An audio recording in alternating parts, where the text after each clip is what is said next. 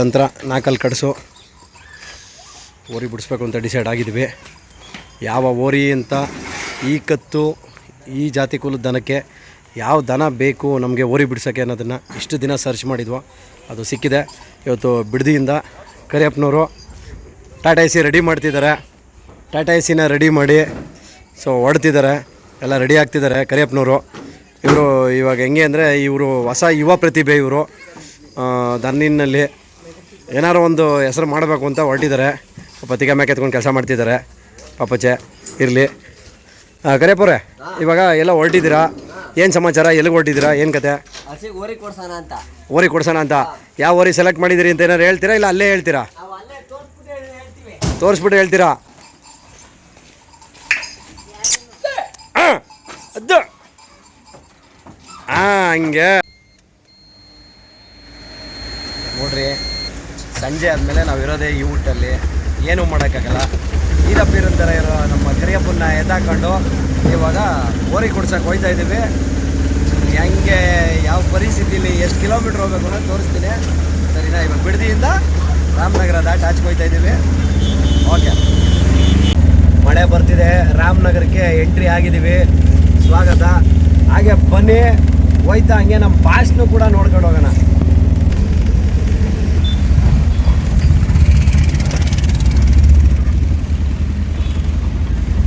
ಇರ್ಬೋದು, ರಾಮನಗರ ಅರ್ಚಗರಳ್ಳಿಗೆ ಬಂದಿದ್ದೀವಿ. ಒಳಗಡೆನೇ ತಿರುಗಿಬಿಡ್ತದೆ ನಮ್ಮ ಹೊಸ.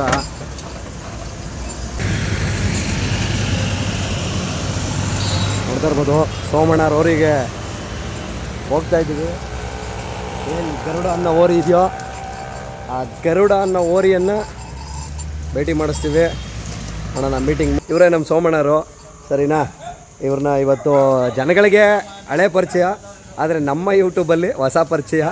ಹಾಗಾಗಿ ಬನ್ನಿ, ಹಂಗೇ ಅವ್ರ ಓರಿ ಎಲ್ಲ ನೋಡ್ಕೊಂಬರೋಣ. ಹಂಗೆ ಕ್ರಾಸಿಂಗ್ ಆದಮೇಲೆ ಅವ್ರ ಹತ್ರ ಒಂದು ಡೀಪ್ ಡಿಸ್ಕಷನ್ ಇದೆ, ಅದ್ರ ಬಗ್ಗೆ ಕೂಡ ಮಾತಾಡೋಣ. ನನ್ನ ಜೊತೆ ಕರುಗಳು ಬೇರೆ ಕೂಟ ಮಾಡಿದ್ದಾರೆ, ನೋಡ್ತಾ ಇರ್ಬೋದು.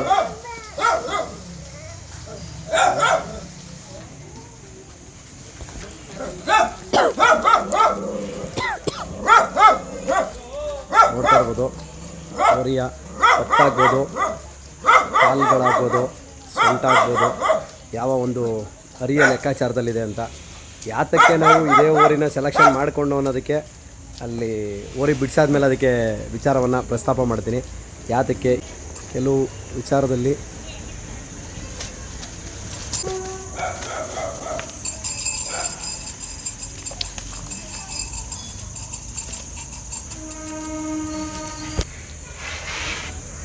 ನೋಡ್ರಿ, ನಾವು ಕೇಳ್ತೀವಲ್ಲ 2 ಡ್ರಾಪು ಅಂತ, ನೋಡಿ ಇದನ್ನೇ 2 ಡ್ರಾಪು ಅಂತ ಕೇಳೋದು. ಲೆಕ್ಕಾಚಾರವಾಗಿ ನಮ್ಮ ಸೋಮಣ್ಣ ಅನ್ಬೋದು, ನಮ್ಮ ಲೋಕಣ್ಣನ ಹತ್ರ ನಾವು ವಾಸರತ್ ಇದ್ದದ್ದು ತುಂಬಾ ಕಷ್ಟ ಅಂತ ಹೇಳ್ತಾರೆ ಅವರು. ನಿಜ, ಅಲ್ಲಿ ಅಂದ್ಕೊಂಡಿರ್ತೀರಿ. ಯಾಕೆ ಅಂತಂದರೆ ನಾವು 2 ಡ್ರಾಪ್ನ ಏನಕ್ಕೆ ಕೇಳ್ತೀವಿ ಅಂತಂದರೆ, ಇವತ್ತು ನಾವು ಬಿಡಿಸೋ ದನಕ್ಕೆ 2 ಡ್ರಾಪ್ ಏನಕ್ಕೆ ಮುಖ್ಯ ಅಂದರೆ, ಆ ಕಡೆ ಈ ಕಡೆ ಕಪಾಲ ಜಾಸ್ತಿ ಬಿಳುಪು ಬಂದಾಗ ಓರಿಗೆ ದನ ಬರೋಲ್ಲ, ಎತ್ತಗಾಯ್ತವ. ಅವಾಗ ಆದಷ್ಟು ಇನ್ನೂ 10 ಓರಿಗಳಾಗಲಿ ಅಂತೇಳಿ ನಾವು ಮಾಡ್ತೀವಿ. ಅದು ಒಂದು ನಮ್ಮ ಕಾನ್ಫಿಡೆಂಟ್ ಮೈಂಡ್ ಇರುತ್ತೆ. ಅದಕ್ಕೋಸ್ಕರ 2 ಡ್ರಾಪ್ ಬೇಕು, ಇದೇ ಕೂದಲು ಬೇಕು ಅಂತ ಯಾಕೆ ಅಂತ ಅನ್ನೋದಕ್ಕೆ ನಾನು ಆಮೇಲೆ ಉತ್ತರ ಕೊಡ್ತೀನಿ. ಇಷ್ಟೊತ್ತಿಗೆ ಇದು ಮಾಡಿಬಿಟ್ರೆ ಸಾಕಾಯ್ತದೆ.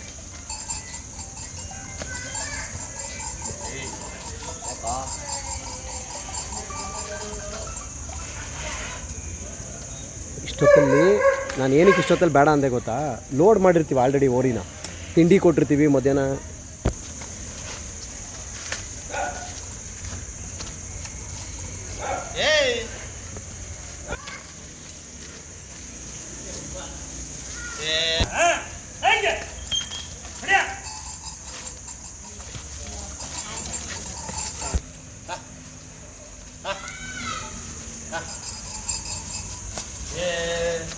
ಯಾಕೆ ದಾನಿ ಜಾಗದಲ್ಲಿ ಬಂದ್ರೆ ಈ ನೀರು ಹಾಕಿ ಅಪ್ಪ ಇದಾಗ್ತದೆ ಹೆಂಗಾರ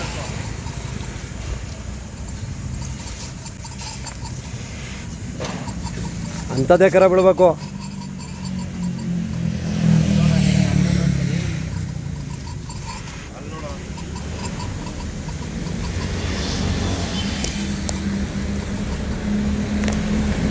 ಇವತ್ತು ಬಿಡದಿ ಕೆಂಚನಕುಪ್ಪೆಯಿಂದ ನಮ್ಮ ಮೈಸೂರು ಶಂಕರಪ್ಪ ಅವ್ರ ಹತ್ರ ತಗೊಂಡಿದ್ದ ಹಸು ಇದು. ಅಂದರೆ 2 4 ಕೂಟ ಮಾಡೋಕ್ಕೋಸ್ಕರ ನಮ್ಮನೆ ದನಿಗೆ ತೊಗೊಂಡಿದ್ದು. ಕ್ರಾಸಿಂಗ್ ಮಾಡ್ಸೋಕ್ಕೆ ಓರಿಗಳನ್ನ ಹುಡ್ಕಾಡಿ ಮನೆಗೆ ಎಲ್ಲೂ ಸಿಗ್ದೇನೆ ಮನಸ್ಸಿಗೆ ಸಮಾಧಾನ ಆಗಿಲ್ಲದೆ ವೆಯ್ಟ್ ಮಾಡಿ ಇವತ್ತು ಸೋಮಣ್ಣ ಅವ್ರಿಗೆ ಫೋನ್ ಮಾಡಿ, ಅಣ್ಣ ಹಿಂಗೆ ಓರಿಗೆ ಬರ್ತಾಯಿದ್ದೀನಿ ದನಿಗೆ ಅಂತಂದಾಗ ತುಂಬ ಅಣ್ಣ ಖುಷಿ ಆಗುತ್ತೆ, ಬಾಣ ನೀನು ಬರ್ತಾಯಿದ್ಯಾ ಅಂದರು. ಅದೇ ರೀತಿಲಿ ಬನ್ನಿ ನಾವು ಇವಾಗ ಕರಿಯಪ್ಪನ ಕೇಳೋಣ ಯಾಕೆ ಏನು ಅಂತ. ಕರಿಯಪ್ಪರೇ ನಮಸ್ಕಾರ. ಈಗ ನೀವು ಬಿಡದಿಯಿಂದ ಇಲ್ಲಿಗೆ ಬಂದ್ರಿ, ನೀವು ನಿಮ್ಮ ಸ್ನೇಹಿತರು ಲೋಕೇಶ್ ಇಬ್ಬರು ಸೇರ್ಕೊಂಡು ಏನು ಕಾರಣಕ್ಕೋಸ್ಕರ ನೀವು ಇದೇ ಓರಿ ಸೆಲೆಕ್ಟ್ ಮಾಡ್ಕೊಂಡ್ರಿ? ಓರಿ ಬೆಡ್ ಲೈನ್ ಚೆನ್ನಾಗರೆ, ಓಕೆ ಜಾತಿ ಕುಲ ಒಳ್ಳೆ. ಓಕೆ, ಇವಾಗ ನೀವು ಬ್ಲಡ್ ಲೈನ್ನ ನೋಡಿ ಓರಿ ಬಿಡ್ಸಕ್ಕೆ ಬಂದ್ರಿ ಅಂತ ಹೇಳಿದ್ರಿ. ಇವಾಗ ಬ್ಲಡ್ ಲೈನ್ ನೋಡಿಕೊಂಡೇ ಓರಿ ಬಿಡಿಸಿರೋದ್ರಲ್ಲಿ ಎಷ್ಟೋ ಓರಿಗಳು ಫೇಲ್ಯೂರ್ ಆಗವೆ. ಆ ಥರ ಆದರೆ ನೀವು ಯಾವ ಥರ ಯೋಚನೆ ಮಾಡಿದ್ರಿ? ಫೇಲ್ಯೂರ್ ಆಗಲ್ಲ ಅಂತ ನಾವು ಕಾಂಪಿಟೇಷನ್ ಮೇಲೆ ಬಿಟ್ಟಿರೋದು. ಕಾಂಪಿಟೇಷನ್ಗೆ. ಓಕೆ, ಇವಾಗ ನೀನು ರಕ್ತ, ಜಾತಿ ಕುಲ, ಗುಂಡಿಗೆ ಭಾಗ, ಕಟ್ಟು, ಓಕೆ ಎಲ್ಲ ಒಳ್ಳೇದು. ಎರಡೇ ಗ್ರಾಮ, ಎರಡೇ ಇದರಿಂದ ನಮಗೆ ಜಾತಿ ಕುಲ ಒಳ್ಳೆ. ನೋಡ್ತಾ ಇರ್ಬೋದು ಅವರು ಏನು ಹೇಳ್ತಿದ್ದಾರೆ ಅಂತಂದರೆ, ಜನಕ್ಕೆ ತೋರಿಸಿರ್ತೀನಿ. ಈ ಥರ 2 ಡ್ರಾಪ್ ಇರಬೇಕು, ಓರಿಗೆ ಉದ್ದು ಮುಖ ಇರಬೇಕು. ಮುಖ ಚೋಟಿದ್ದಾಗ ನಮಗೆ ಓರಿಗೆ ಅಂಥ ಲಕ್ಷಣ ಬರಲ್ಲ. ಆಮೇಲೆ ನೋಡ್ತಾ ಇರ್ಬೋದು ಈ ಗುಂಡಿಗೆ ಭಾಗ, ಯಾಕೆಂದರೆ ದನಿನ ಮೇಲಿದ್ದಾಗ ಸ್ವಲ್ಪ ಅಗ್ರೆಸಿವ್ ಆಗಿರ್ತವೆ. ಈ ಗುಂಡಿಗೆ ಭಾಗನ ನಾವು ಆದಷ್ಟು ಯೋಚನೆ ಮಾಡೋದೇನೆಂದರೆ, ಈ ಗುಂಡಿಗೆ ಭಾಗದಲ್ಲಿ ಯಾವುದೇ ಗಂಧಗಳು ಹಿಂಗೆ ಹೇಳಿದ್ರೆ ನೋಡಿ ಹಿಂಗೆ ಸಿಗಬಾರ್ದು. ಅದು ಕೆಲವುದಕ್ಕೆ ಇರ್ತದೆ, ಇದಕ್ಕೆ ಏನೂ ಇಲ್ಲ, ಪೂರ್ತಿ ಝೀರೋ. ಇದರಲ್ಲಿ ನೀವು ನೋಡ್ತಾ ಇರ್ಬೋದು ಈ ಗುಂಡಿಗೆ ಭಾಗ ಇದೆಯಲ್ಲ, ಈ ಗುಂಡಿಗೆ ಭಾಗ ನಮಗೆ ಈ ಥರ ಬೇಕು. ಯಾಕೆ ಅಂದರೆ ನಾಳೆ ದಿನ ನಮ್ಮ ದನಿಗೆ ಈಗ ಬೇಕಾದ್ರೆ ತೋರಿಸ್ತೀನಿ ನೋಡಿ, ನಮ್ಮ ದನಿಗೆ ನೋಡಿರಿ, ನಮ್ಮ ದನಿಗೆ ಏನಾರು ಇದೆಯಾ? ಎಲ್ಲೂ ಇಲ್ಲ. ಗುಂಡಿಗೆ ಭಾಗ ಹೇಗಿದೆ ಈ ಥರ ಯೋಚನೆ ಮಾಡ್ತೀವಿ ನಾವು. ಯಾಕೆಂದರೆ ಸುಮ್ಮನೆ ನಾವು ಯಾವುದೋ ಒಂದು ದನ ಬಂತು ಓರಿ ಬಿಟ್ಬಿಟ್ಟು ಅಂತಲ್ಲ, ಅದಕ್ಕೆ ಬೇಕಾದ್ರೆ ಸೋಮಣ್ಣವ್ರು ಏನಾರು ಅನ್ಕೊತಾರೋ ಏನೋ ಗೊತ್ತಿಲ್ಲ. ನಮಗೆ ನಾವು ಸೋಮಣ್ಣವ್ರ ಹತ್ರ ಯಾಕೆ ಓರಿನ ಇದನ್ನೇ ಸೆಲೆಕ್ಷನ್ ಮಾಡೋದು ಈ ದನಿಗೆ ಅಂದರೆ, ನಮಗೆ ಫಸ್ಟೇ ತಿಳ್ಕೊಬಿಡ್ತೀವಿ ಈ ಜಾತಿ ಕುಲದ ದನಿಗೆ ಯಾವ ದನನ ನಾನು ಓರಿ ಬಿಡಿಸ್ಬೇಕು. ಇದು ಮೇಯ್ನು ನಮ್ಮ ಒಂದು ಇಂಟೆನ್ಷನ್ನು, ಒಂದು ರೀಸನ್ ಇರ್ತದೆ. ಯಾಕೆ ಅಂತಂದರೆ ಎಲ್ಲರೂ ಓರಿ ಕಟ್ಕೊಂಡವೆಲ್ಲ ಆಳಕ್ಕಾಗಲ್ಲ, ಅದಕ್ಕೆ ಅಂತಲೇ ಒಂದು ಇತಿಹಾಸ ಇರುತ್ತೆ. ಬನ್ನಿ ಅವಣರೇ, ನಮಸ್ತೆ. ನಿಮ್ಮನ್ನ ವಿಡಿಯೋ ಮಾಡ್ತಾ ಇರೋದು ಇದೇ ಮೊದಲನೇ ವಿಡಿಯೋ, ತುಂಬ ಒಂದು ಖುಷಿ ಆಗ್ತಿದೆ. ಈಗ ನೀವು ಎಷ್ಟು ವರ್ಷಗಳಿಂದ ಓರಿ ಕಟ್ಕೊಂಬಂದಿರೋದು? ಅಣ್ಣ ಓರಿ ನಾನು ಕಟ್ತಾ ಇರೋದು ಏಕಲವ್ಯನ ಮಗನ್ ತಂದಿದೆ. ಓಕೆ, ಅದು ಬಿಟ್ಟರೆ ಇದೆ 2ನೇ ಓರಿ. ಓಕೆ ಅಣ್ಣ, ನೀವು ಏಕಲವ್ಯನ ಮಗನ್ ತಂದ್ರಿ, ನಿಮಗೆ ಸಕ್ಸಸ್ ಅನ್ನೋದು ಅದರಿಂದ ಸಿಗ್ತಾ? ಎಲ್ಲೋ ಒಂದು ಕಡೆ, ಯಾಕೆಂದರೆ ನೆಗೆಟಿವ್ ಥಾಟ್ಸು ಇರುತ್ತೆ, ಪಾಸಿಟಿವ್ ಥಾಟ್ಸು ಇರುತ್ತೆ. ನಿಮಗೆ ಅದರಿಂದ ಸಕ್ಸಸ್ ಅನ್ನೋದು ಸಿಗ್ತಾ? ಅಂದರೆ ನನಗೆ ಆ ಬಸಪ್ಪನಿಂದ ಒಳ್ಳೆತನನೇ ಸಿಕ್ಕೈತೆ, ಒಳ್ಳೆ ಮರ್ಯಾದೆ ಸಿಕ್ಕೈತೆ, ಇಲ್ಲ ಅಂತ ಅಲ್ಲ. ಓಕೆ, ಆಮೇಲೆ ಬಸಪ್ಪನಿಂದ ಯಾರೂ ಹಾಳಾಗಲ್ಲ. ಬಸಪ್ಪ 2ನೇದು ಬಂದು 1000 ಜನ 1000 ಮಾತಾಡಿದ್ರು, ಗುಡ್ಡಿ ಕಾಲು ಹಂಗೆ ಹಿಂಗೆ ಅಂತ. ಇವತ್ತು ಅದ್ರ ಸಾಕ್ಷಿ ತೋರಿಸ್ತೇನೆ, ಕರ ಹೆಂಗೆ ಗುಟ್ಟೈತೆ. ಯಾಕೆಂದರೆ ನಾನೇ ಒಂದು ವಿಡಿಯೋ ಮಾಡಿಬಿಟ್ಟಿದ್ದೀನಿ, ನಿಮಗೆ ಒಂದು ಫೋಟೋ ಕಳಿಸಿದ್ದೆ ಚನ್ನಬಣ್ಣದ ಹತ್ರ. ಅಣ್ಣ ಈ ಥರ ಹುಟ್ಟಿದ್ರೆ ಕರ ಅಂತ. ಅಂದರೆ ಕರ ನನಗೆ ಓರಿಲಿ ಸಕ್ಸಸ್ ಕಂಡೈತೆ. ಯಾಕೆಂದರೆ ಒಳ್ಳೊಳ್ಳೆ ಕರ್ಗಳು ಬಿದ್ದೈತೆ, ಇದ್ದವ್ರ ಮನೆಯಲ್ಲ ಖುಷಿ ಆಗೋದೆ. ಇದೇ ಓರಿ ಬಿಡಿಸ್ಬೇಕಾಯ್ತೆ. ಯಾಕೆ ಮಾರಿದೆ ಅಂತಲೂ ಕೇಳಿದ್ರು, ಬಟ್ ನಾನು ಮಾರಿಲ್ಲ. ಅದು ಪ್ರೀತಿಯಿಂದ ಯಾರೋ ಬಂದರು, ಪ್ರೀತಿಯಿಂದ ಕೊಟ್ಟಿದ್ದೀನಿ ದನ ಓರಿನ ಸಾಕೋರಿಗೆ. 3-4 ಪಾಸ್ ಆಗೈತೆ ಆಲ್ರೆಡಿ. ಬಟ್ಟು ಅದು ಕೊಟ್ಟು ಇತ್ತಂದಮೇಲೆ ಅದ್ರ ಹೆಸ್ರು ಐತೆ. ಇದಂತೂ ತುಂಬ ಹೆಸರು ಕೊಡ್ತಾಯಿತ್ತು ನನಗೆ. ಓಕೆ, ಇದು ನೀವು ಎಲ್ಲಿಂದ ತಂದಿದ್ದು? ಯಾವ ಬ್ಲಡ್ ಲೈನ್ ಇದು ಆ್ಯಕ್ಚುಲಿ ಇದು ನಮ್ಮ ಸೈಡಿಂದ ತಮಿಳ್ನಾಡು ಹೋಗಿತ್ತು. ತಮಿಳ್ನಾಡಿಂದ ಯಾರ್ಯಾರ ಕೈಗೆ ಹೋಗಿ ಬಸಪ್ಪರ ಓರಿಗೆ ಬಿಟ್ಟಿರೋದು ಇದು ಆ್ಯಕ್ಚುಲಿ. ಬಸಪ್ಪರ ಓರಿ ಅದು 30-40 ಕ್ರಾಸಿಂಗ್ ಆಗಿತ್ತಂತೆ. ಅದರಿಂದ ಒಂದು 4 ನಮ್ಮ ಕಣ್ಣು ಕಾಣಿಸ್ತಾ ಐತೆ. ಓಕೆ, ಒಂದು ದೊಡ್ಡೇರಿ ಮೋಹನವ್ರ ಮನೇಲಿ ಐತೆ, ನಮ್ಮ ಮನೇಲಿ ಹೋಗೈತೆ. ಈಗ ಮೆಚ್ಕಳಿ ಸೋಮಣ್ಣವ್ರ ಮನೆಗೆ ಒಂದು ಐತೆ. ಉಳ್ಳೂರು ಹತ್ರ ಒಂದು ಹೋಗೈತೆ, ನಾವು ಕಂಡಾಯ್ತು. ಓಕೆ, ಬಟ್ ಅದೇ ಬ್ಲಡ್ ಲೈನ್ ಎಲ್ಲ ಐತೆ. ಹಂಗಾಗಿ ಈ ಬ್ಲಡ್ ಲೈನ್ ಬಂದು ತಮಿಳ್ನಾಡಿಂದ ಕೇರ್ಪೇಟೆ ಸ್ವಾಮಿಯಣ್ಣ ತಂದಿದ್ರು. ಸ್ವಾಮಿಯಣ್ಣವ್ರ ಮನೆಯಿಂದ ಹಾಕ್ತಾನೆ ಎಲ್ಬಿಟ್ಟಿತ್ತು. ಹೋಗಿ ಕೇಳಿದ್ರು, ಕೊಡೋಲ್ಲ ಅಂತ ಹಠ ಮಾಡಿದ್ರು. ನಾವು ನೈಟ್ ಹೋಗಿದ್ದೋ. ನೈಟ್ ಹೋಗಿ 11 ಗಂಟೆಗೆ ವ್ಯಾಪಾರ ಕೂತ್ಕೊಂಡಿದ್ದೆ. 1 ಗಂಟೆವರೆಗೂ ಕೊಡೋಲ್ಲ ಅಂತ ಹೇಳಿ ಫೈನಲ್ಗೆ 1 ಗಂಟೆಗೆ ವ್ಯಾಪಾರ ಆಯಿತು. ಓಕೆ, ವ್ಯಾಪಾರ ಮಾಡ್ಕೊಂಡು ಅವಾಗಲೂ ಅವ್ರಿಗೆ ಸಮಾಧಾನ ಇಲ್ಲ, ಈ ಓರಿ ಕೊಟ್ಟರೆ ತರೋಕ್ಕೆ ನನಗೂ ಆಗಲ್ಲ, ಇಂಥ ಓರಿ ಸಿಗಲ್ಲ ಅಂತ. ಏನೋ ಮನ್ಸು ಮಾಡಿ ಕೊಡೋಣ, ನಾವು ಓರಿ ಕಳ್ಕೊಂಡು ಈಗ ಓರಿ ಇಲ್ಲ, ಇವಾಗ ಓರಿ ಬೇಕೇ ಬೇಕು ಅಂದ್ಬಿಟ್ಟು ಊಟ ಮಾಡಿ ಓರಿ ತಗೋಬೇಕು. ದುಡ್ಡೊಂದು ಏನಾದರೂ ಆಗಲಿ ತೆಗೆದ್ರೆ. ಇವತ್ತು ಇಂಥ ಪದಾರ್ಥ, ಒಳ್ಳೆ ಪದಾರ್ಥ ಸಿಗಬೇಕು, ನಮ್ಗೆ ಅದೇ ಖುಷಿ. ಅದು ಖುಷಿ. ಓಕೆ ಸೋಮಣ್ಣರೇ, ಇನ್ನೊಂದು ವಿಚಾರ ಏನು ಅಂದರೆ, ನಿಮ್ಮಲ್ಲಿ ಇವಾಗ ನಮ್ಮ ರಾಮನಗರದಲ್ಲಿ ತುಂಬ ಜನ ಓರಿ ಕಟ್ಟಿದ್ದಾರೆ. ಹೆಸರಾಂತ ಓರಿ ಕಟ್ಟಿರೋರು ಇದ್ದಾರೆ, ಇವಾಗ ಫೀಲ್ಡಿಗೆ ಬಂದಿರೋರು ಇದ್ದಾರೆ. ಆ ಥರ ತೊಗೊಳ್ಳೋದಾದರೆ ನೆನ್ನೆ ಅಷ್ಟೇ ನಮ್ಮ ಇರತ್ತಾರ ರೇವಣ್ಣ ಅಂಜನಾಪುರದವ್ರ ಹತ್ರ ನಮ್ಮ ಮನು ಹೊಸೂರು ದೊಡ್ಡಿಯವನು ಒಂದು ಕರ ಹಿಡ್ಕೊಂಡ ಪನಿಕುಪ್ಪೆ ಕರನ. ಸೊ ಈಗ ಆಲ್ರೆಡಿ ಎಲ್ಲರಿಗೂ ಗೊತ್ತಿದೆ, ಹೊಸ ಪ್ರತಿಭೆಗಳು ಹುಡ್ತಾವೆ. ನಿಮ್ಮಲ್ಲಿ ಕಾಂಪಿಟೇಷನ್ ಅನ್ನೋದು ಏನಾದರೂ ಬಂದಿದೆಯಾ, ಅಥವಾ ಏನು ಕಾರಣಕ್ಕೋಸ್ಕರ ಆ ಥರವಾಗಿ ನಿಮಗೆ ಕಾಂಪಿಟೇಷನ್ ಅನ್ನೋದು ಏನಾದ್ರು ಇದೆಯಾ? ಕಾಂಪಿಟೇಷನ್ ಅನ್ನೋದು ಇಡೀ ರಾಮನಗರ ಆಗ್ಬೋದು, ಯಾವುದೇ ಡಿಸ್ಟಿಕ್ಕಲ್ಲಿ ಆಗ್ಬೋದು, ಓರಿ ಅಂತ ಕಟ್ಟ ಮೇಲೆ ಕಾಂಪಿಟೇಷನ್ ಬಂದೇ ಬರ್ತದೆ. ಓಕೆ ಅಲ್ವಾ? ಎರಡನೇದು ಬಂದು ಜನ ಸೆಲೆಕ್ಷನ್ ಮಾಡ್ತಾರೆ, ಹೌದು, ಯಾವ್ದು ಬೇಕು ಓರಿ ಅನ್ನೋದು ಅವ್ರ ಮೇಲೆ ಡಿಪೆಂಡ್ ಆಗಿರ್ತದೆ. ಆಮೇಲೆ ಓರಿ ಬಂದಾಗ ದನಗಳು ಅಲ್ಲಿಂದ ಬೇರೆ ಊರಿಂದ ನನಗೆ ಓರಿ ಬರಬೇಕು ಅಂದಾಗ ತಾಟಲ್ಲಿ ಇನ್ನೊಂದು ಓರಿ ಇದ್ದೇ ಇರ್ತದೆ, ಅಲ್ಲಿ ಅಡ್ಡ ಹಾಕೋತಾರೆ. ನನ್ನ ಕಂಡಂಗೆ ನಾವು ನೋಡ್ದಂಗೆ ಅಡ್ಡ ಹಾಕೊಳ್ಳಿ, ನನಗೇನು ಸೆಕೆಂಡ್ರಿ. ಓರಿ ಕಟ್ಟಬೇಕು ಅಂದರೆ ಒಂದು ಬಸಪ್ಪ ಉಳಿಸ್ಬೇಕು ಅನ್ನೋದಕ್ಕೋಸ್ಕರ ಓರಿ ಕಟ್ಟಿರೋದು ಒಂದು. ಎರಡನೇದು ಬಂದು ಅವ್ರು ಅಡ್ಡ ಹಾಕೊಂಡ್ರು ನಾವೇನು ತಲೆ ಕೆಡಿಸ್ಕೊಳ್ಳಲ್ಲ. ಇವತ್ತಲ್ಲ ನಾಳೆ ಬಸಪ್ಪನ ನೋಡಿ ಇವಾಗ ಏನಕ್ಕೆ ಬಂದರು ಅವರು? ಅಲ್ಲ ಸುತ್ತಲ್ಲಿ ಓರಿ ಇಲ್ವಾ? ಹೌದು ಇದೆ. ಏನಕ್ಕೆ ಬಂದ್ರು ಇಲ್ಲಿ? ಸೆಲೆಕ್ಷನ್ ಮಾಡ್ಕೊಂಡು ಬಂದಾರೆ ಅಷ್ಟೇ. ನಾವು ಅದಕ್ಕೆ ಉತ್ತರ ಕೊಡೋದೇ ಬೇಡ, ಬಸಪ್ಪನೇ ಉತ್ತರ ಕೊಡ್ತಾನೆ. ಮುಂದಿನ ದಿನಗಳಲ್ಲಿ ಬಸಪ್ಪ ಹೆಂಗೆ ಉತ್ತರ ಕೊಡ್ಬೇಕು ಕೊಟ್ಟೆ ಕೊಡ್ತಾನೆ. ಎಂತೆಂಥ ಕರ್ಗಳು ಬೀಳ್ತದೆ ಆಮೇಲೆ ಡಿಪೆಂಡು. ಓಕೆ, ಆಯಿತಾ? ಇವಾಗ ಟೋಟಲ್ಲು ಎಷ್ಟು ದನಕ್ಕೆ ಬಿಟ್ಟಿದ್ದೀರಾ ನೀವು? ಇವಾಗ ನಂದು 90 ದನ ಆಗೈತೆ ಈಗ ಆಲ್ರೆಡಿ. 90 ದನ. ಅಣ್ಣ ಯಾವ್ದಾದ್ರು ರಿಪೀಟ್ ಆಗಿದೆಯಾ? ರಿಪೀಟ್ ಬಂದಿದೆ ಅಣ್ಣ, ಇಲ್ಲ ಅಂತ ನಾವು ಹೇಳಲ್ಲ. ಓಕೆ, ಯಾಕೆಂದರೆ ಮುಚ್ಚುಮರೆ ಏನಿಲ್ಲ ಅಲ್ಲಿ. ಬಸಪ್ಪ ಯಾರ್ದಾದ್ರೇನು ರಿಪೀಟ್ ಆಗಿದೆ, ಒಂದು 4-5 ದನ ರಿಪೀಟ್ ಆಗಿದೆ. ಯಾಕೆ ಅಂದರೆ ಅದು ಬೇಸಿಗೆ ಟೈಮ್. ಹೌದು, ಕೆಲವು ಟೈಮಲ್ಲಿ ಉಳ್ಳಿ ಎಕ್ಕಲು ಟೈಮಲ್ಲಿ ಅಂಥ ಟೈಮಲ್ಲಿ ಬಂದೇ ಬರುತ್ತೆ, ರಿಪೀಟ್ ಆಗುತ್ತೆ. ಸೀಮೆ ಹುಲ್ಲು ಅದು ಇದು ಹಾಕ್ತಾರೆ. ಈಗ ಬಂದಿರೋ ಇದರಲ್ಲಿ ಸೀಮೆ ಹುಲ್ಲು ಅದು ಇದು ಅಂತ ಬಂದೇ ಬಂದಿರುತ್ತೆ. ಓಕೆ, ಎಕ್ಸಸ್ ಬೀಟ್ ಆಗುತ್ತೆ. ದನ ತಂದು ಈ ಕಡೆಗೆ ಅನ್ನೋದು ಜಾಸ್ತಿನೇ ಇದೆಯಣ್ಣ ಅಂತ ಅಲ್ವಾ? ಇವಾಗ ನನಗೆ ಯಾರೋ ಒಬ್ಬರು ಒಂದು ಫೋನ್ ಕಾಲಲ್ಲಿ ಕೇಳಿದ್ರು, ಅಣ್ಣ ಈ ಊರಿಗೆ ಹೋಗ್ಬಾರ್ದು, ಆ ಊರಿಗೆ ಹೋಗ್ಬೇಕು, ಆ ಊರಿಗೆ ಹೋಗ್ಬಾರ್ದು, ಈ ಊರಿಗೆ ಹೋಗ್ಬೇಕು ಅಂತ ಹೇಳ್ತಾರೆ. ಇವಾಗ ನಿಮ್ಮನೆ ಓರಿ, ಈಗ ನನ್ನ ಮನೇಲೂ ಓರಿ ಇದೆ ಅಂತಲೇ ಇಟ್ಕೊಳ್ಳಿ. ಏನಂತಾರಂತೆ ಅಂದರೆ, ನಿಮ್ಮನೆ ಓರಿಗೆ ಬಂದಾದ್ಮೇಲೆ ನಾನು ಹೇಳೋದು ಬೇರೆಯವ್ರಿಗೆ ಚಾಡಿನ, ಓರಿ ಬಿಡಿಸಿರೋರಿಗೆ, ಅಣ್ಣ ಯಾಕಣ್ಣ ಅವ್ರ ಮನೆಗೆ ಹೋದೆ, ಕರುಗಳು ಚೆನ್ನಾಗಿ ಬೀಳ್ತಲ್ಲ, ನಮ್ಮನೆ ಕರಿನಲ್ಲಿ ಅಂಥ ಕರ ಬಿದ್ದದೆ ಇಂಥ ಕರ ಬಿದ್ದದೆ ಅಂತ ಹೇಳಿರ್ತಕ್ಕಂಥ ಒಂದು ಸಂಗತಿ ನನ್ನ ಕಿವಿಗೆ ಬಿತ್ತು. ಕಿವಿಗೆ ಏನತ್ತಲ್ಲ, ನನ್ನ ಊರಿಗೆ ಬಂದವರು ಮಾತಾಡೋರೆ. ಓಕೆ, ಸುಮಾರು ಜನ ಮಾತಾಡೋರು, ಓರಿ ಬಿಡ್ಸ್ಕೊಂಬಂದವ್ರೆ. ಏನು ಕದು, ಹಾಂ, ಏನು ಬಿಡಿಸ್ತೀರಾ ಆ ಊರಿಗೆ? ಏನೈತೆ ಅಂತ ಬಿಡ್ಸಕ್ಕೆ ಹೋಗಿದ್ರಿ? ಓರಿ ಚೆನ್ನಾಗಿ ಕಟ್ಟಲ್ಲ. ಅದು ಈಗ ಅನುಭವ ಆಯ್ತು ನಿಮಗೆ, ಓರಿ ಹೆಂಗೆ ಕಟ್ತದೆ, ಓರಿ ಹೆಂಗೈತೆ ಅಂತ. ಅಯ್ಯೋ, ಇದು ತಂದಾಗ್ಲೂ ಮಾತಾಡೋರಣ ಸುಮಾರು ಜನ. ಏನು ಕದು ಓರಿ ಅದು ಟ್ಯೂಬೇ ತೆಗಿಯಲ್ಲ ಅಂದರು. ಇವಾಗ ಟ್ಯೂಬ್ ಹೆಂಗೈತೆ ಅದ್ರದ್ದು? ಹೌದು, ವಯಸ್ಸಬೇಕು. ಯಾವುದೇ ಮಕ್ಕಳಾಗಲಿ ಗಂಡಸರಾಗಲಿ ಯಾರೇ ಆಗಲಿ ಒಂದು ಮಾತು ಹೇಳ್ತೀನಿ, ವಯಸ್ಸು ತಕ್ಕನಾಗೆ ಬರೋದು. ಹೌದು, ವಯಸ್ಸಾಗಬೇಕು, ವಯಸ್ಸು ತಕ್ಕನಾಗೆ. ಈಗ 2.5 ವರ್ಷ, ಅವಾಗ ನಾನು ತಂದಾಗ 2 ವರ್ಷ. ಇದಕ್ಕೆ 2 ವರ್ಷಕ್ಕೆ ಟ್ಯೂಬ್ ಎಷ್ಟು ಬರ್ತದೆ? ಈಗ ಅನ್ಬೋದವ್ರನ್ನೇ ಕೇಳೋಣ, ವಯಸ್ಸಾಗಿರೋರನ್ನೇ ಕೇಳ್ಬಿಡೋಣ, ಟ್ಯೂಬ್ ಎಷ್ಟು ಬರ್ತದೆ? ಆ ವಯಸ್ಸು ತಕ್ಕನಾಗ ಟ್ಯೂಬ್ ಐತೆ. ಇವತ್ತು ದನ ಕಟ್ತಾ ಇದೆ, ಚೆನ್ನಾಗಿ ಟ್ಯೂಬ್ ಇಸ್ಕೊಂಡೈತೆ. ಟ್ಯೂಬೇ ಆಗ್ಬೋದು. ಅವತ್ತು ತಂದಾಗ ದನ ಹೆಂಗಿತ್ತು, ಇವತ್ತು ಹೆಂಗೈತೆ? ಹಿಂಗಿರಲಿಲ್ಲ, ಕಮ್ಮಿ ಇತ್ತು. ನಾನೇ ಹೇಳಿದೆ, ಅಣ್ಣ ಇಲ್ಲಿ ಫಸ್ಟ್ ಡೇ ಬಂದು ನೋಡಿದ ದನಿಗೂ ಇವತ್ತಿಗೂ ಭಾಳ ಡಿಫ್ರೆನ್ಸ್ ಇದೆ ಅಂತ ಬಂದ ತಕ್ಷಣ ಹೇಳಿದೆ. ಈಗ ವಯಸ್ಸು ತಕ್ಕನಾಗ ಬರ್ತಾ ಇದೆ. ನಾವು ಡೆವಲಪ್ಮೆಂಟ್ ಹೆಂಗೆ ಮಾಡ್ತೀವಿ ಅದ್ರ ಮೇಲೆ ಡಿಪೆಂಡ್ ಆಗುತ್ತೆ. ನಾವು ದನ ಹೆಂಗೆ ನೋಡ್ಕೊತೀವಿ ಅದ್ರ ಮೇಲೆ ಸ್ಪರ್ಶನೂ ಇರುತ್ತೆ. ಇಲ್ಲಿ ನಾನು ನೇರ ದಿಟ್ಟ ನಿರಂತರ. ಸೊ ನಾನು ಯಾರನ್ನೂ ಒಂದು ಇದು ಮಾಡಲ್ಲ. ಕೆಲವ್ರು ಹೇಳ್ತಾರೆ ಓರಿ ಮಡಗಿರೋರು, ಅಣ್ಣ ಒಂದು ದಿನಕ್ಕೆ 5 ದನ ಬಂದು, 6 ದನ ಬಂದು, 3 ಬಂದು, 4 ಬಂದು ಅಂತ ಹೇಳ್ತಾರೆ. ಒಂದು ಎಕ್ಸಾಂಪಲ್ಲಾಗಿ ಹೇಳ್ತೀನಿ. ಇವಾಗ ಒಂದು ದಿನಕ್ಕೆ 5 ಬಂದು ಅಂತ ಹೇಳ್ಕೊಂತಾರೆ, 3 ಬಂದು ಅಂತ ಹೇಳ್ಕೊತಾರೆ. ಒಂದು ದಿನಕ್ಕೆ 2 ಅಂತಲೇ ಇಟ್ಕೊಳ್ಳಿ ಅಲ್ವಾ? ಒಂದು ದಿನಕ್ಕೆ 2 ದನ ಆದರೆ ಒಂದು ತಿಂಗಳಿಗೆ 60 ದನ ಅದು. ಒಂದು ವರ್ಷಕ್ಕೆ 720 ದನ ಅದು ಅಲ್ವಾ? 720 ದನ ಬಿಟ್ಟಿರ್ತೀನಿ ಅಂತಂದರೆ ಒಂದು 100 ದನ ಕರನೇ ಹಾಕಲಿಲ್ಲ ಅಂತಲೇ ಇಟ್ಕೊಳ್ಳಿ. ಏನೋ ಕಾರಣಾಂತರಗಳಿಂದ ಏನೋ ಆಗೋಯ್ತು. ಇನ್ನೊಂದು 500-600 ಹಾಕಿರ್ತಾವಲ್ಲ, ಅದರಲ್ಲಿ ಒಂದು 300 ಹೆಣ್ಗರ ಅಂತಲೇ ಇಟ್ಕೊಳ್ಳಿ, 200 ಓರ್ಗರ. ಅದ್ರ ಅಪ್ಪನ್ನ ಮೀರ್ಸಂತ ಒಂದು 50 ಬೀಳಬೇಕಲ್ವಾ?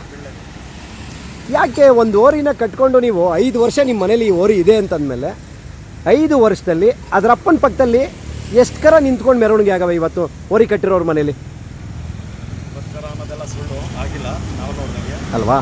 ಒಂದು ಈಗ ಫಸ್ಟ್ ಬೆಡ್ ಲೈನ್ ಅಂತ ಬಂದಾಗ ಆ ಲೈನಲ್ಲಿ ಕರ್ಕೊಂಡು ಒಳ್ಳೆ ಕರ್ಸ್ಕರ್ಕೊಂಡು ಬಿದ್ದಿರೋದಂತೂ ಸತ್ಯ. ಎಲ್ಲ ನೋಡೋರೆ. ಇವತ್ತು ಅದೊಂದು ಓರಿ ಪಾಸ್ ಆಗೈತೆ ನಾವು ಕಂಡಂಗೆ.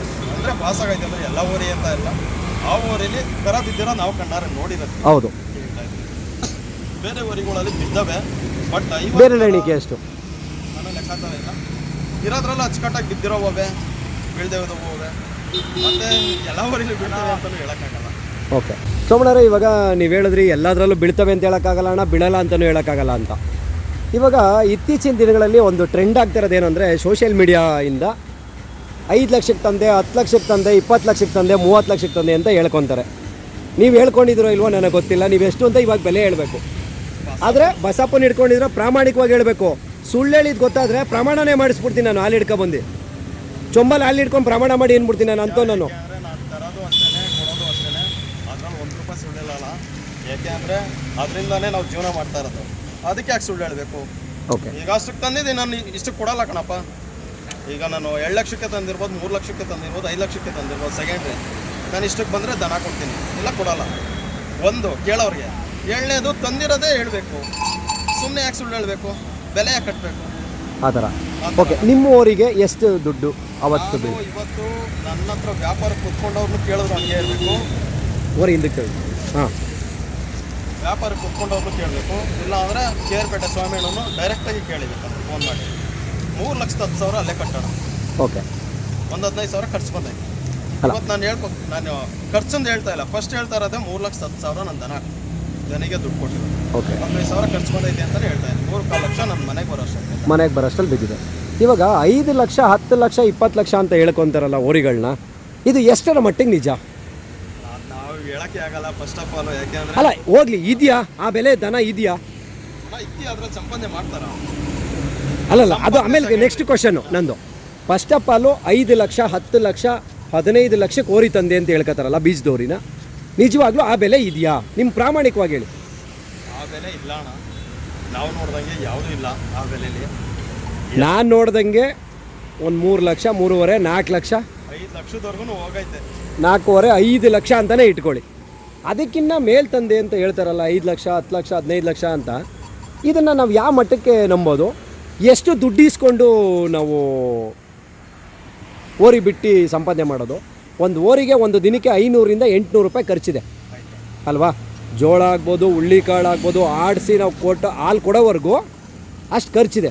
ಆಮೇಲೆ ಓರಿನ ಎರ್ರಾಬಿರ್ರಿ ಏನೋ ಒಂದು ಪೀಡ್ ಹಾಕ್ಬಿಟ್ಟು ದಪ್ಪ ಮಾಡಿಬಿಟ್ಟು ಆ ಕ್ಷಣಕ್ಕೆ ದನ ಕಟ್ಟಲ್ಲ. ಓರಿ ಯಾವತ್ತು ಒಂಟೆ ಇದ್ದಂಗೆ ಇರಬೇಕು, ಸೊರಕಾಯಿ ಥರ ಅಲ್ವಾ? ಈ ಥರ ಇರಬೇಕಾದ್ರೆ ಯಾವ ದುಡ್ಡಲ್ಲಿ ನಾವು ತಂದು ಅದನ್ನು ದುಡ್ಡು ಮಾಡ್ತೀವಿ? ಹೋಗಲಿ, 10 ಕರ ಬಿದ್ದಿದ್ರೆ ಯಾವ ಕರನ ನಂದು ಅಂತ ಹೇಳ್ಕೊಳ್ಳೋಕೆ ಸಾಧ್ಯ ಆಗುತ್ತೆ ಇವತ್ತಿನ ದಿನದಲ್ಲಿ? ಹೇಗೆ ಸಂಪಾದನೆ ಮಾಡೋದು? ಒಬ್ಬೊಬ್ರು ಅಗ್ಗೆ ಬಂದ್ಬಿಟ್ಟೈತೆ, ಏನು ಮಾಡೋಕ್ಕಾಗಲ್ಲ ನಾವು. ಅಂದರೆ ಹೇಳ್ಕೊಂಡ್ರೆ ಸೋಷಿಯಲ್ ಮೀಡಿಯಾ ಇರೋದ್ರಿಂದ ಹೇಳ್ಕೊಂಡ್ರೇ ಅವ್ರಿಗೆ ಮರ್ಯಾದೆ, ಆ ಥರ ಆಗ್ಬಿಟ್ಟಿದೆ. ಈಗ ನಾನು ಕೇಳ್ತಿರೋ ಕ್ವಶನಲ್ಲಿ ನಿಮ್ಗೆ ಏನಾದ್ರು ಬೇಜಾರಿದ್ರೆ ಹೇಳಿ. ಅಂದರೆ ನನ್ನ ಓರಿ ಹೆಸರು ಮಾಡಬೇಕು ಅಂದರೆ ನಾನು ಹೇಳ್ಕೊಳ್ಳೇಬೇಕು. ಓಕೆ, ಬಟ್ ನನಗೆ ಅದು ಮನಸ್ಸೇ ಇಲ್ಲ. ನಾನು ಓರಿ ಯಾವತ್ತಿದ್ರು ನಂದು ಕಿಂಗ್ ಅಂತ ನಾನು ಹೇಳ್ಕೊತೀನಿ, ಹೇಳ್ಕೊಂಡಿರೋರು. ಬಟ್ ನನಗೆ ಬಸಪ್ಪ ಎಲ್ಲ ಒಂದೇ. ಇಷ್ಟೊಂದು ದುಡ್ಡನ್ನ ಸುಳ್ಳು ಹೇಳ್ತಿದಾರಲ್ಲ, ಏನು ಕಾರಣ ಇರ್ಬೋದು? ಅಂದರೆ 20 ಲಕ್ಷ ರೂಪಾಯಿ ದನ ಕಟ್ಟವ್ರೆ ಅಂದರೆ ಊರಿಂದ ಹುಡುಕ ಬರ್ತಾರೆ ಅಂತನಾ? ಅವತ್ತೇ ನಮ್ಮ ದೇವಸ್ಥಾನ ಮುಂದೆ 5-6 ಓರಿ ನಮ್ಮ ಮಾವ ಕಟ್ತೀವಿ. ಹೌದು ಹೌದು, ನಾನು ನೋಡಿದ್ದೀನಿ ಅದನ್ನು ಬಿಡಿ. ಅಂಥ ಲೈನು ಅಂಥ ಉದ್ದಪ್ಪನ ಇವತ್ತು ನಾನು ನೋಡಲಿಲ್ಲ. ಓಕೆ, ನನ್ನ ಕಣ್ಣಲ್ಲಿ ನಾನು ನೋಡಲೇ ಇಲ್ಲ. ನಮ್ಮ ಮಾವ ಅಂಥ ಓರಿ ತಂದು ಕಚ್ಚೇವ್ರು ಬರ್ತಾಯಿದ್ರಾಗ ಒಂದೊಂದು ವಾರ ಮನೇಲಿ ಮಲಗಿಸ್ಕೊಂಡು ಒಳ್ಳೆ ಓರಿಗಳು ಕೊಡಿಸ್ತಾಯಿದ್ರು. ಅವತ್ತಿನ ಓರಿ ಎಷ್ಟಿತ್ತು? 10,000, 15,000ನೇ ಹೆಚ್ಚು. ದೊಡ್ಡ ಬೆಲೆ ಅಂದರೆ 25,000ಕ್ಕೆ ಹೋದ್ರೆ ಅದೇ ಹೆಚ್ಚು ಅಷ್ಟೇ. ಅವತ್ತು ಅಂಥ ಓರಿಗಳು ಸಿಗ್ತಾಯಿದ್ರು. ಇವತ್ತು ಎಂಥ ಓರಿ ತಂದ್ರೂ 13 ಲಕ್ಷ, 15 ಲಕ್ಷ, 26 ಲಕ್ಷ, 30 ಲಕ್ಷ ಕೇಳ್ಕೊಂತಾರೆ. ತಾತ್ಕಾಲಿಕ ಉಳಿಯಲ್ಲ ಅದು. ಬಸಪ್ಪನ ಸೇವೆ ಮಾಡಬೇಕು, ಮಾಡೋಣ. ಅದ್ರ ತಕ್ಕನಾಗೆ ನಾವು ಇರೋಣ, ಗೌರವದಿಂದ. ಬಟ್ ಅದನ್ನ ಗೌರವ ಹಾಳು ಮಾಡ್ಕೋಬಾರ್ದು. ಈಗ ಯಾರು ಮಾತಾಡಲ್ಲ, ನಮ್ಮ ಜೊತೆಲಿ ಇರೋರೇ ಮಾತಾಡ್ತಾರೆ. ಸತ್ಯ ಅಲ್ವಣ? ಹೌದು. ಈಗ 13 ಲಕ್ಷ ಅವನು 13 ಲಕ್ಷ ಕೊಡ್ತಾನವನ ಅಂತ. 16 ಲಕ್ಷ ಅಂದ್ರೆ 14 ಲಕ್ಷ ಕೊಡ್ತಾನೆ. ನನಗೆ ಹೇಳಿದ್ರಣ 3,10,000 ಕೊಡ್ತಂದಿದ್ದೀಯ. 100 ಜನ ವಿಚಾರಿಸವ್ರೆ ಹೋಗಿ 3,10,000 ಕಟ್ಟ. ಅಲ್ಲ, ನಾನೇ ಓಪನಾಗಿ ಹೇಳ್ದಣ್ಣ, ಅಣ್ಣ 2:20ರಿಂದ 2:15 ಗಂಟೆ ಕೊಟ್ರ ಅಂತ ನಾನೇ ಕೇಳ್ದನಪ್ಪ. ನಾನು ನಿಮ್ಮ ಎದುರುಗಡೆನೇ ಕೇಳ್ದೆ ಅಲ್ವಾ ಮಾತು? ಅಣ್ಣ ಇಷ್ಟು ಕೊಟ್ರಾ? 100 ಜನನೇ ವಿಚಾರಿಸಿದ್ರು, ನಾನು ಯಾಕೆ ಸುಳ್ಳು ಹೇಳ್ಬೇಕು? ಈಗ ನಾನು ತಂದೆ ಅಣ್ಣ, ನಾನು ಹೇಳ್ಕೊಬೋದ 6 ಲಕ್ಷ ಕೊಡ್ತಂದೆ ಅಂತ ಹೇಳ್ಬೋದಲ್ವಾ? 6 ಲಕ್ಷ ಬಾಳಲ್ವಾ ಬಸಪ್ಪ? ಅಲ್ಲ, ಬಾಳ್ತದೆ. ಬೇರೆಯವ್ರು ಹೇಳ್ದಂಗೆ ನನ್ನ ಬಸಪ್ಪ ಬಾಳಲ್ವಾ? ಬಾಳುತ್ತೆ. ಹಂಗೆ ಹೇಳ್ಕೋಬಾರ್ದು. ನಾವೇನು ಕೊಡ್ತಾ ಬಂದಿದ್ದೀವಿ ಅದು ಹೇಳ್ಕೋಬೇಕು. ಏನು ಕಳ್ಕೊಳ್ಳೋದೇನೈತೆ? ವಾಸ್ತವತೆ ಏನಿದೆಯೋ ಅದನ್ನು ಹೇಳಿದ್ರೆ ಅಷ್ಟೇ. ಅದಕ್ಕೆ ಬೆಲೆ ಇರುತ್ತೆ. ಓರಿ ಬಿಡಬೇಕು ಅಂದ್ರೆ ಸಂಪಾದನೆ ಮಾಡಬೇಕು ಅಂತ ನಾನು ಇನ್ನು ಬೀಜದೋರಿ ಕಟ್ಟಿಲ್ಲ. ನಮ್ಮ ಕಾಲದಿಂದನೂ ಇರಲಿಲ್ಲ. ಏನೋ ನಮ್ಮ ಮಾವ ಕಟ್ತಾಯಿದ್ರು, ಅದೊಂದು ಕ್ರೇಜ್ ನನ್ನ ಮನಸ್ಸಲ್ಲಿ ಉಳ್ಕೊಂಡಿತ್ತು. ಅಂದರೆ ಬಸಪ್ಪನ ಸಾಕಬೇಕು ಅನ್ನೋ ನನ್ನ ಚಿಕ್ಕ ಹುಡುಗನಿಂದನೂ ತುಂಬ ಆಸೆ. ಸೋಮಣ್ಣರೇ, ಈಗ ನಿಮ್ಮ ಮನೆಗೆ ಬರೋಕ್ಕೆ ನಿಮ್ಮ ಅಡ್ರೆಸ್ಸು ಯಾವ ಥರ? ನಾನು ರಾಮನಗರದಿಂದ ಬಂದರೆ ಹಾಂ, ಹನುಮರ ಸರ್ಕಲಿಂದ 500 ಮೀಟರ್ ಹೋಗುತ್ತೆ. ಬೆಂಗಳೂರು ಮೈಸೂರು ಹೈವೇನೆ. ಬೆಂಗಳೂರು ಟು ಮೈಸೂರು ಹೈವೇಲಿ ಹೈವೇಲೇನೆ KSRTC ಡಿಪೋ ಆಪೋಸಿಟ್ ಅಲ್ವಾ? ಲ್ಯಾಂಡ್ ಮಾರ್ಕು ನೋಡ್ತಾ ಇರ್ಬೋದು ನೀವು. ಬೆಂಗಳೂರು ಕಡೆಯಿಂದ ಬಂದರೆ KSRTC ಡಿಪೋ ರೈಟಿಗೆ ಸಿಗುತ್ತೆ. ಮೈಸೂರು ಕಡೆಯಿಂದ ಬಂದರೆ ಮಾದೇಶ್ವರ ಟೆಂಪಲ್ ರೆಡಿ ಆಗ್ತಾ ಇದೆ. ಮಾದೇಶ್ವರ ಟೆಂಪಲ್ ರೆಡಿ ಆಗ್ತಾ ಇದೆ ಚೌಟ್ರಿ ಹತ್ರ. ಅದರ ಆಪೋಸಿಟಲ್ಲೇ ಇರುತ್ತೆ ಓರಿ. ಸೋಮಣ್ಣರೇ ಮೊಬೈಲ್ ನಂಬರ್ 9611 660005 ಇದು ನಮ್ಮ ಸೋಮಣ್ಣರ ನಂಬರು. ಆಗೊಂದು ವೇಳೆ ಯಾರಾದರೂ ಬರ್ತೀನಿ ಅನ್ನೋರು ಕಾಲ್ ಮಾಡ್ಕೊಂಡು ಬರ್ಬೋದು. ಸೊ ಯಾವ ಟೈಮಲ್ಲಿ ಬಂದರೂ ಓರಿ ಮನೆ ಇರ್ತದೆ. ಸೊ ನಿಮಗೆ ಯಾವ ದನಕ್ಕೆ ಯಾವ ಓರಿ ಬಿಡಿಸ್ಬೇಕು ಅಂತ ಅನಿಸುತ್ತೋ ಅದನ್ನೇ ಬಿಡಿಸಿ. ಯಾವತ್ತೂ ದನಗಳ ವಿಚಾರದಲ್ಲಿ ಕಾಂಪ್ರಮೈಸ್ ಆಗಕ್ಕೆ ಹೋಗಬೇಡಿ.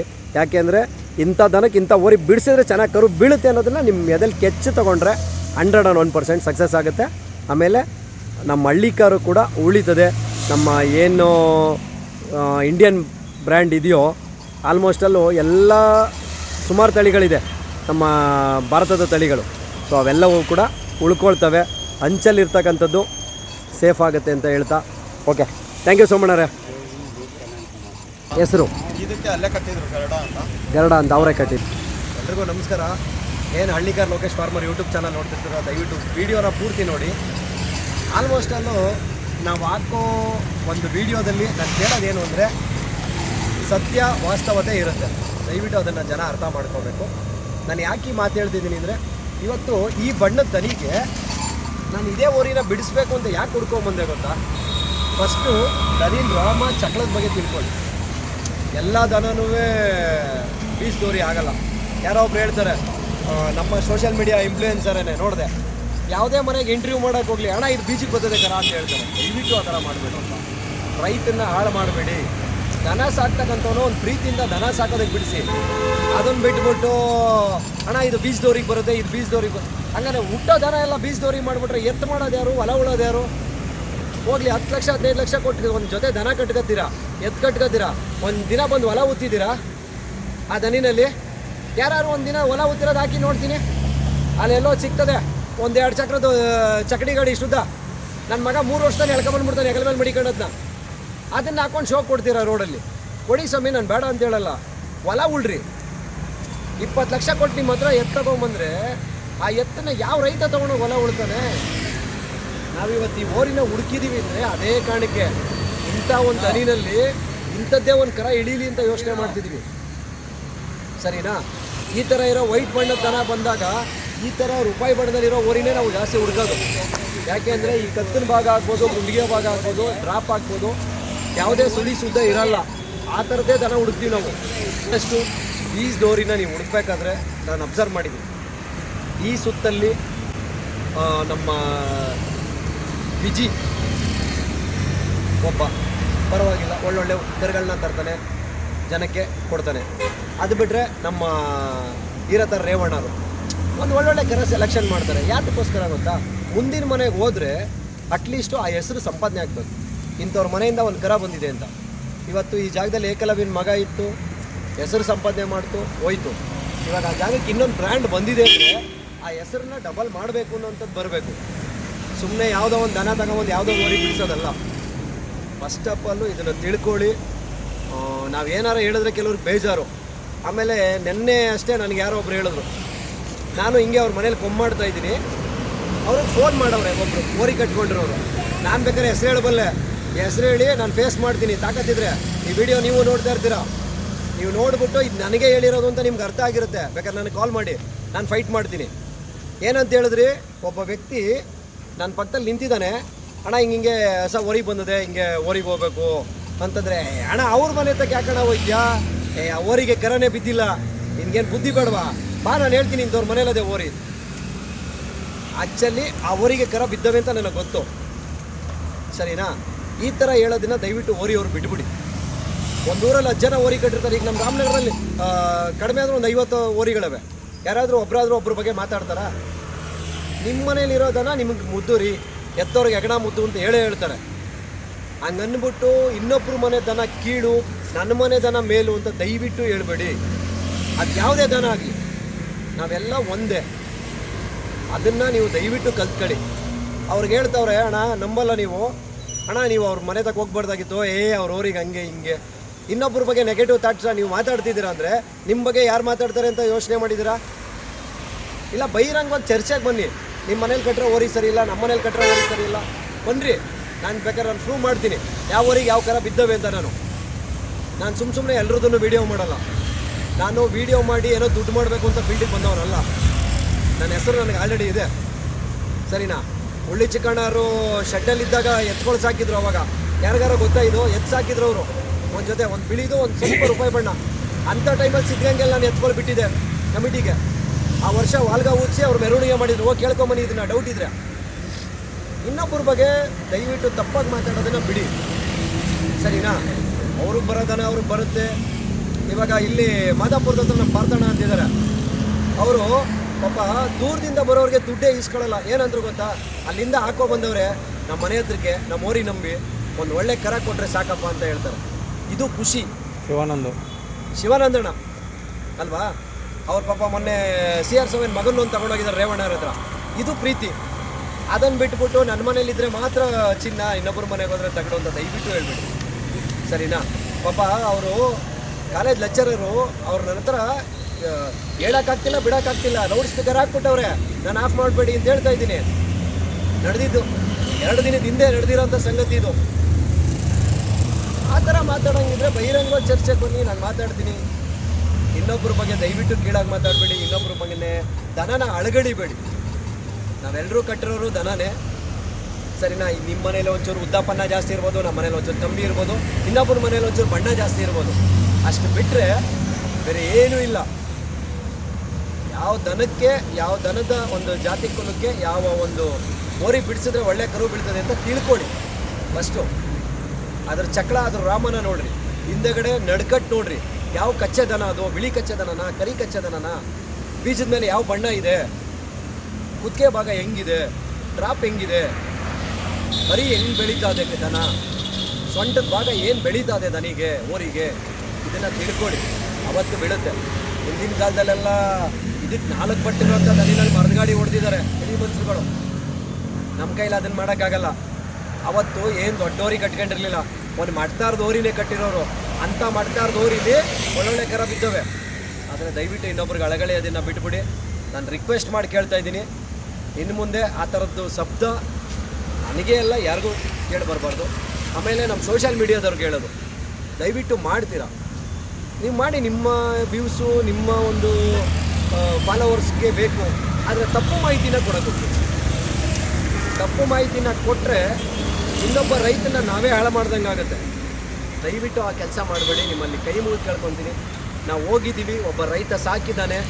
ಆ ವಿಡಿಯೋನ ನಾನು ಮಾಡಿ ಹಾಕಿರೋದಕ್ಕೆ ನನಗೆ ಲೈಕು ಕಮೆಂಟ್ಸು ಫಾಲೋವರ್ಸ್ ಇದ್ದಾರೆ ಅನ್ನೋದನ್ನು ನಾನು ನೆನಪಲ್ಲಿ ಇಟ್ಕೋಬೇಕು. ಇವರಿಂದ ಇವತ್ತು ನಾನು ಗುರುತಿಸ್ಕೊಂಡಿದ್ದೀನಿ, ಇನ್ನೊಬ್ಬ ರೈತನಿಂದ ನಾನು ಗುರುತಿಸ್ಕೊಂಡಿದ್ದೀನಿ ಅಂತ ಹೇಳಬೇಕು, ಗೊತ್ತಾಯ್ತಾ? ಅದನ್ನು ಬಿಟ್ಟುಬಿಟ್ಟು ಸುಮ್ಮನೆ ಸೋಷಿಯಲ್ ಮೀಡಿಯಾ ಇದೆ, ನಾನೊಂದು ಚಾನಲ್ ಓಪನ್ ಮಾಡ್ಕೊಬಿಟ್ಟಿದ್ದೀನಿ ಅಂದ್ಬಿಟ್ಟು ಬರೀ ಸುಳ್ಳು ಹೇಳೋದು, ರೈತರನ್ನ ದಾರಿ ತಪ್ಪಿಸೋದು, ದಯವಿಟ್ಟು ಕೆಲಸ ಮಾಡಬೇಕು. ಅದರಲ್ಲೂ ರೈತರನ್ನ ದಾರಿ ತಪ್ಪಿಸ್ತಾ ಇರ್ತಕ್ಕಂಥ ಕೆಲಸ ನಮ್ಮ ಸೋಷಿಯಲ್ ಮೀಡಿಯಾದಿಂದನೇ ಆಗ್ತಾ ಇರೋದು.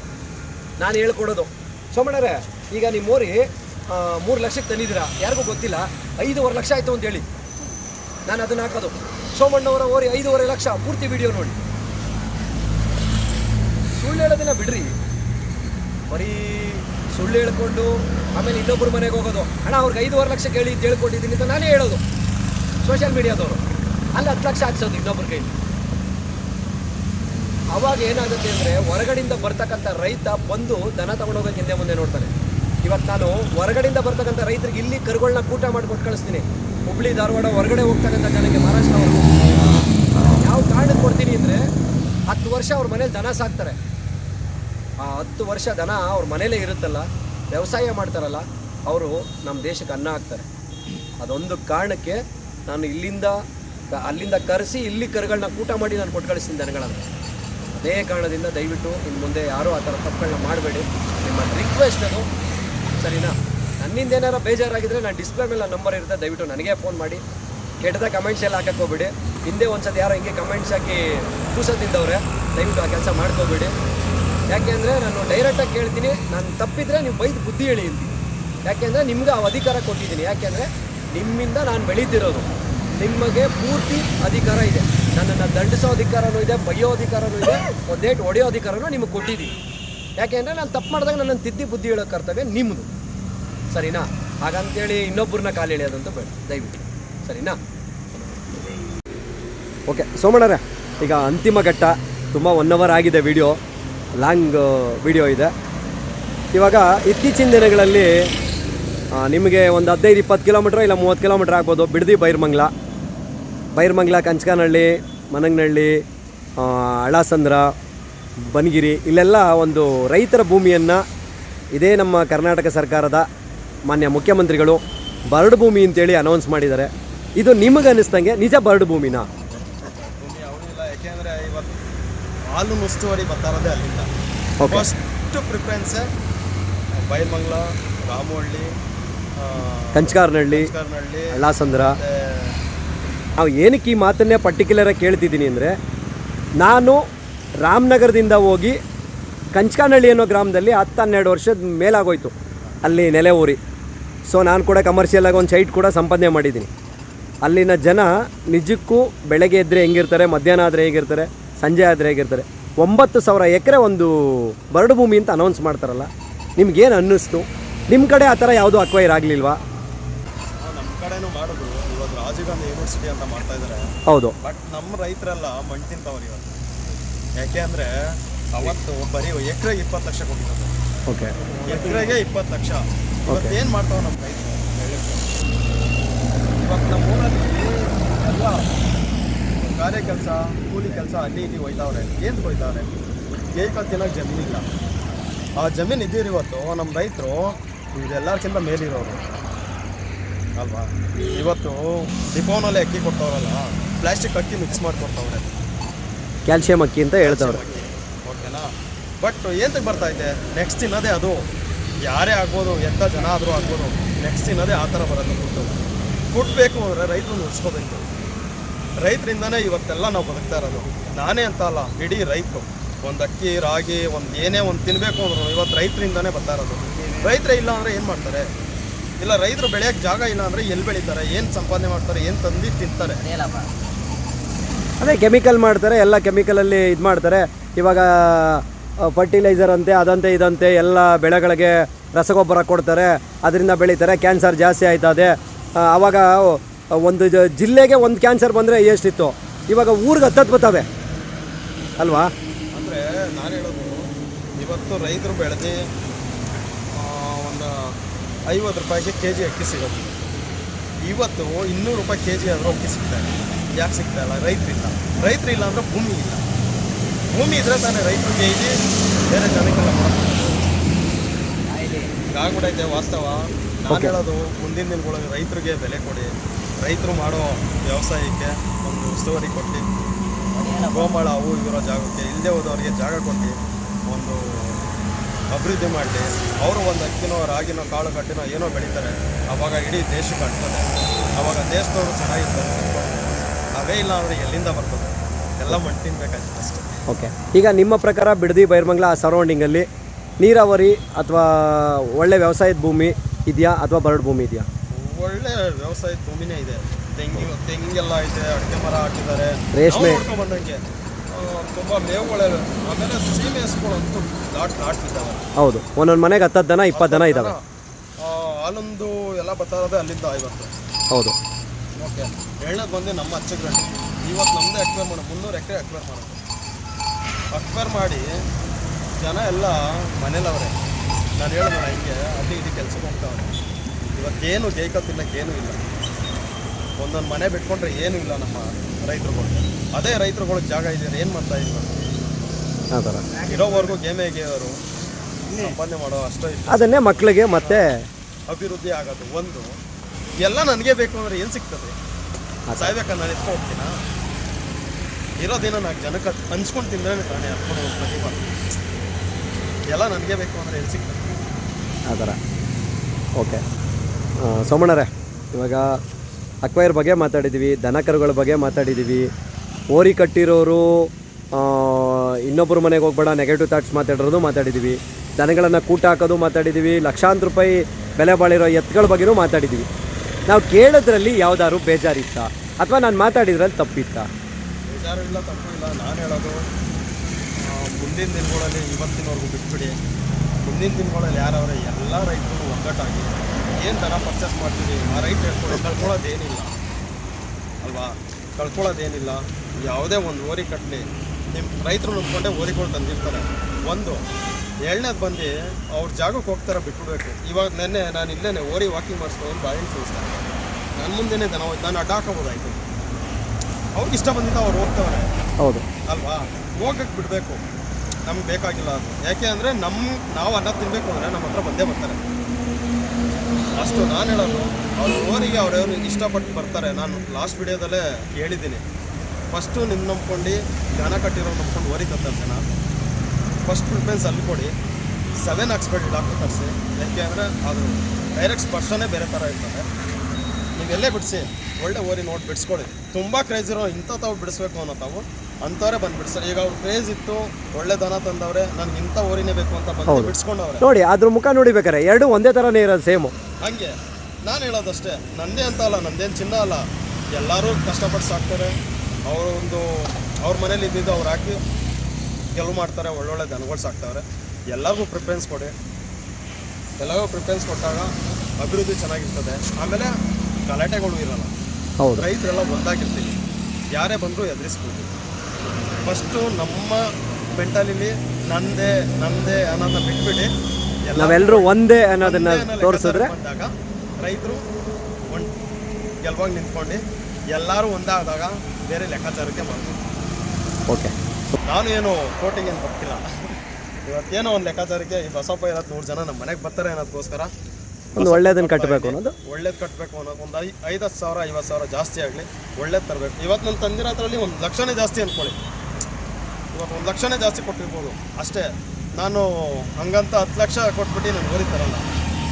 ಇವತ್ತೇನು ಬಾಳ್ತದೆ 50,000 1 ಲಕ್ಷ ಜಾಸ್ತಿ ಆಗಲಿ. ಇವತ್ತೊಂದು ಬಜಾರ್ ಹಂಗೆ ಐತೆ.